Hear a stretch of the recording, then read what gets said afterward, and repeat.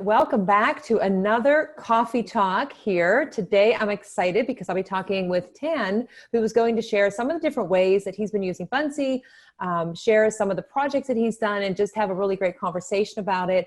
And hopefully, based on what we talk about today, it'll give you some ideas for not only your classroom, but to share with your colleagues and your friends and just keep the learning going. So welcome to Coffee Talk. If you could share a little bit about your experience, your professional journey, anything that you would like for people to know about you, I'd love to hear from you.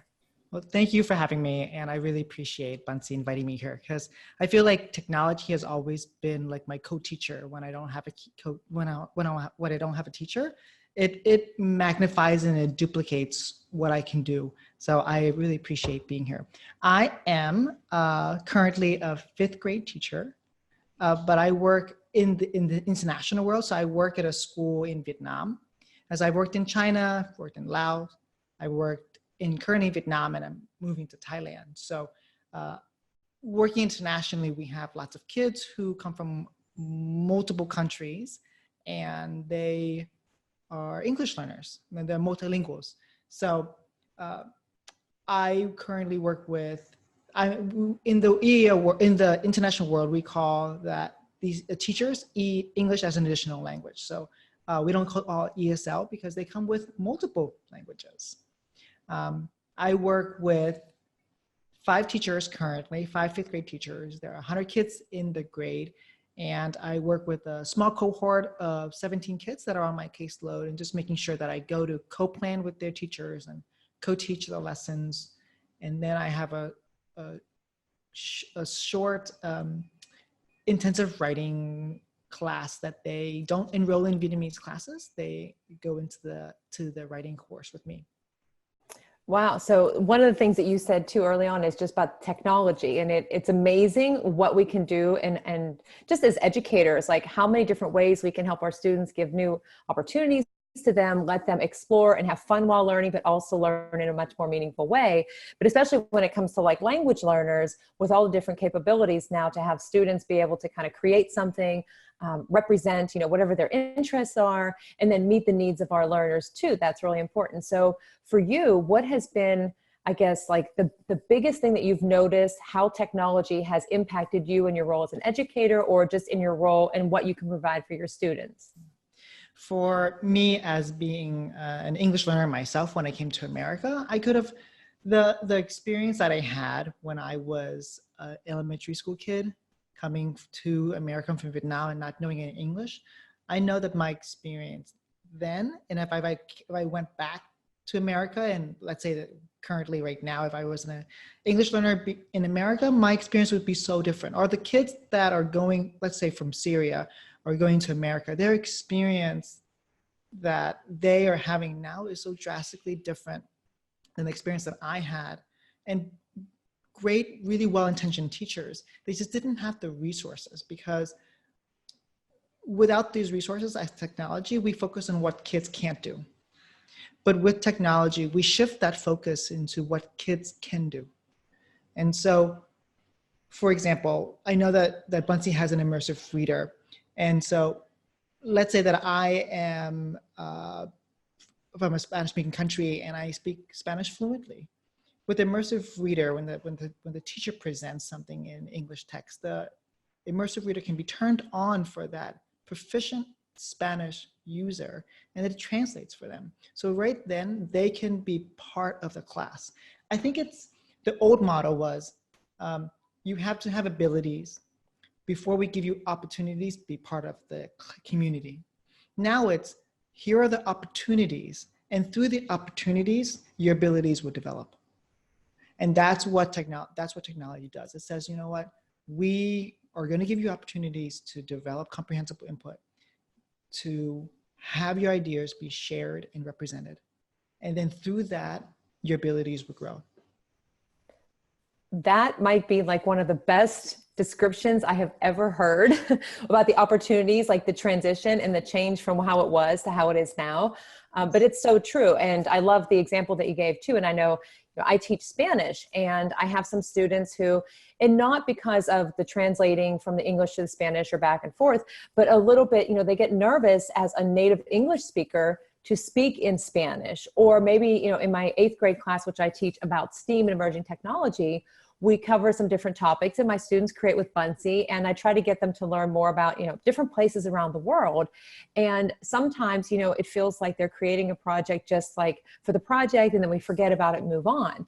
But the one thing that I've noticed in my own classroom, but also in just people sharing with, you know, what they're creating with Buncee is like, I can have my students create something about like what it's like to live in Pittsburgh, and it can be in English, and it can be shared with any school, any student around the world, and everybody can understand and take away, oh, this is what the language looks like, this is what the language sounds like, and then understand and get this new perspective. So I love how you said that. And so a big part of, you know, providing for our students is finding something that meets all of their needs. And so do you have some things that you've done that you would like to share with us so people can kind of like see what this might look like in the classroom or how they could apply it? Oh yeah, so I'll just give you the context first. I guess I'll share my screen now. So a few years ago, sure, sorry. Okay, there you go. A few years ago, I was working with a student. He came from Korea, and I'll just show you. Okay.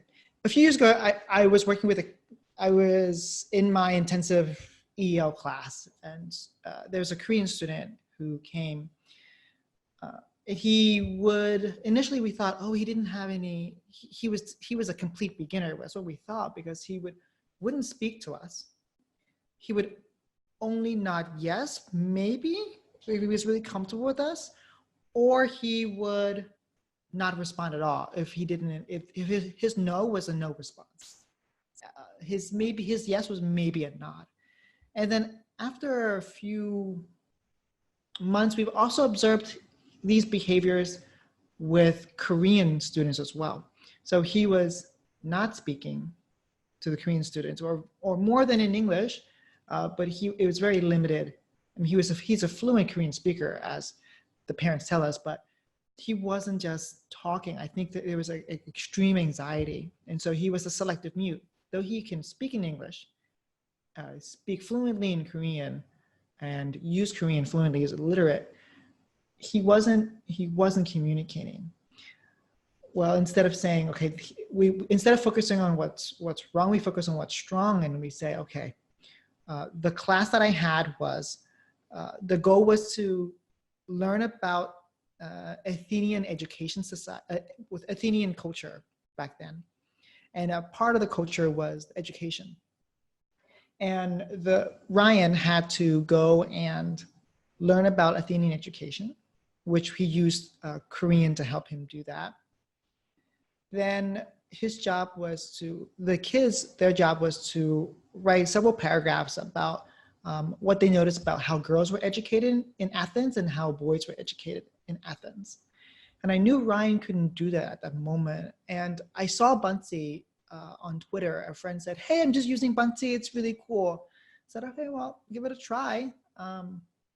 I said, Ryan, I'm not sure what this program is like, but I'm just gonna give it to you. I would like you to, instead of writing multiple paragraphs at this time, I would just want you to communicate as much as possible using pictures and stickers and images and text as much as you can to communicate what you understand about how girls are taught and how boys were taught in Athens. At that time, I left him to work, and then he came back about 10 minutes later, and I just noticed him clicking on like stickers and adding stickers and taking away images, and then he didn't like the stickers, so he started using the paintbrush method, the tool, and he started just blobbing things. I said, I don't know what you're creating, but all right, you're engaging. All right, let me allow time. Came back 5 minutes later, and he had produced his little blob. What I'm showing you right now, it's men in Athens, older men teaching the little kids in Athens. And they have like little ideas, and their hands are raised, and they have little togas and different togas, and they have little like mustaches. And he wrote about, and then he even put text on the top. He said, they carry out government duties, and they do exercise or meet their friends in Agora. So he talked about the government, I guess, in this slide. I was floored because I said, wow, okay, so he understood the article. He understood the content. And he actually, though he wrote in grammatically incorrect English, he was still communicating in a full sentence. And I was so shocked that he had ideas, and he actually used the little light bulb stickers to add. And I was like, this is so creative. And I was so floored because technology allowed me to realize his depth of intelligence, his ability to communicate, and it allowed him to realize that he is just like other kids. Though he has extreme anxiety and he's not really willing to talk, he's still able to do the exact same critical thinking, the exact same, access the same content, and still be in the same class with the other kids. His conditions or his circumstances at that point wasn't an excuse for us to pull him out. It was, the technology said, let's allow him to be there and let's work with what he has and what he can work with. And so I think there's a quote that says, stop focusing on the wrong, focus on the strong. And with that quote, that's what Buncee really did to help focus on the strong, which is he can create with technology, and he can use his language, and technology allows him to create in ways that he wanted to. And so I am forever grateful for Buncee and all the app providers who just, I guess they don't say it in the mission statement, but they believe in the word that all kids can. We just have to give them the opportunities first. Right. Yeah, that's amazing. And it's like, how would you really know, right? And for teachers to sometimes, like, I mean, I was like this for a long time. Like, this is how I want you to do the project. These are the requirements. It has to be in this format. And unfortunately, it took me longer than it should have to realize that I shouldn't be doing that. I should give them more choices, because not every student feels creative, or not every student wants to write an essay. And sometimes they learn better by creating something like, like this student did. And to be able to see that, and like you said, like, recognize, like, he understood. It was just the language part, or conveying that information, but he found a way that was comfortable and definitely fun and met his needs and interests. So that's a great example of that. And so has he continued to use Buncee as like, this is like the thing to use, right? This is just the beginning. Yeah, this is just we've moved on to other apps. Well, we have a repertoire of, so we use Adobe Spark, we use Flipgrid, we use, it's kind of like paintbrushes, in like there are big paintbrushes, so there are small ones. It's how people want to use it. So that it's a repertoire, and so he can use it as he wishes. I've moved away from the school that we were at, and he's also moved on. So, but we've continued to use. I guess what I want to say is that it's not really about the technology we use, it's the way we use it and the philosophy behind it. And it reminds me of Avatar, where their greeting in the movie Avatar is "I see you." And I think technology does that. It allows us to see kids really for who they are and not what we perceive of them. And so regardless of whatever app we use, the technology allows us to kids to speak when they feel like they're scared, when they feel like they're not able to participate, to allow us to see that participation isn't maybe just a hand raised. Right. Yeah. And it's just it's nice to have so many choices, because, some students, for me in my classroom, they don't necessarily want to speak out in front of their peers, but giving them a space, creating a Buncee where they're sharing their ideas, or they can record their voice, and then that's played. Like, it's so interesting how that happens, where they don't want to answer in class, But if they've created a Buncee and they've recorded something in it or uploaded a video to it, they're fine with that being played in front of everybody. It's just that initial, but that's like the first step, where then that helps them to build that confidence and comfort. And then the next time they're like, oh yeah, I'm fine speaking in front of it. And it's just finding the right tool for them to kind of convey their message. Exactly. You were talking about like the effective filter, like Stephen Krashen said, like if there's another quote where they said, like, if we Maslow before Bloom, right? So like if kids don't feel comfortable, if we don't have their hearts, we're not going to be entrusted with their minds. And so we have to help kids feel confident, and technology allows us to do that. And Buncee allowed Ryan to feel, oh yeah, I am a competent person. I am intelligent. I am capable. I just am not willing to speak out loud yet. And I'm petrified even to write a sentence because I'm afraid that my grammar will be attacked. My ideas will be harked on. But with the aid of Buncee, with visuals and with text like this, he was able to say, you know what, I am more than enough. And that's what like technology does. And so it's funny. It's like, I used to not be a tech teacher, and I still don't consider myself a tech teacher. I just teach with tech. But now I'm realizing that, like, if you really want to scaffold, if you really want to differentiate, like technology is really the way to do that. And there's a part of me that feels like we're really responsible because kids are more tech oriented than we are, or I am. And so we have to allow them to not just currently what I'm noticing kids are doing, or they're consuming media. Right.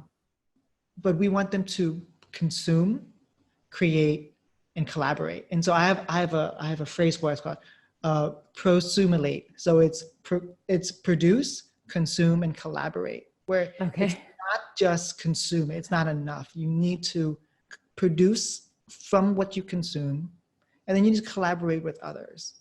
And so that's why I now see teaching with technology as not just like a co-teacher, but a responsibility of preparing kids for a world that we don't know. Definitely. And that's one of the biggest questions out there right now, right? Is like, how do we prepare the students for the future? We don't know. And it truly is in giving them opportunities to develop a lot of skills in communicating, in collaborating, and not just consuming. And so you've said so many great things and quotes, and I love quotes, but the one thing too that's really sticking with me out of all of them is the focus not on what's wrong, but on what's strong. And that is important, and getting to know the students and having those relationships so that we can support them. Super important. So yeah, anything else that you would want to share with anybody about this, or? Oh, let me get the quote where, that I want to quote the person who said that. Focus on the strong or the wrong. Oh, okay. Let me get it for you. The person wrote for Larry Falazzo and. Oh, and Ed Week. Yeah. Ed Week, yeah. It's coming up now. Sorry. No worries. Dr. Allison J. Mello in Ed Week. Yeah. It's the full quote is, we must be willing to make a commitment to focus on what's strong, not what's wrong. And so I will speak to, you said this is the closing. So I want to speak to the developers out there, the app developers. Like, you are directly in my class with me, with my kids. So when you create in your offices, in your homes or your coffee shops, please know that you are directly shaping the instructions of students and English learners. You're really giving them a voice. As you put in code, it really comes back as them showing who they are. So I want to say thank you to the developers who are continually shaping and getting feedback and tweaking and providing things that I wish I had. So thank you to developers for creating this. And thanks to Marie who founded Buncee, and the whole team who's like championing for that. Yeah, I love her story. I actually like her story of why she created Buncee. And I'm sure people have talked about that, but I was like, yes. I know. Yeah. Yeah, it brings happiness. Just, I mean, doesn't matter what your age is or what you do. Like, there's just something about it that is joyful, and It's yeah, meaningful. I love it. I think It absolutely is. There's another quote. I don't know who said it, but I just quote, but I don't know who said anything. So it goes like this: that Okay. the purpose of life is to find your gift, and the purpose of a gift is to give it away. Right. And so I've heard that one too. I'll have to look it up. Yeah, someone said it's Shakespeare. I'm like, that is not as poetic as, that's not Shakespearean. No. Elizabeth, but I guess that's why I want to tell developers, like, you have the ability to create code. I have no idea what code is, but that's your gift, and you collaborate with me, even though we don't know each other, to help kids that you will never meet. And so keep on doing the work that really helps kids out there. Yeah, absolutely. Well, thank you for taking time to talk with us today and share your story. It's been great talking to you and learning, and I love the quotes. I'm a huge fan of quotes, and I have a ton of quotes written down, so I'm going to go back and look up some, especially that last one, and see. But hope everybody enjoyed this coffee talk, and we'll tune in for our next one and even sign up to come on and be one of our guests. Thanks. Thank you.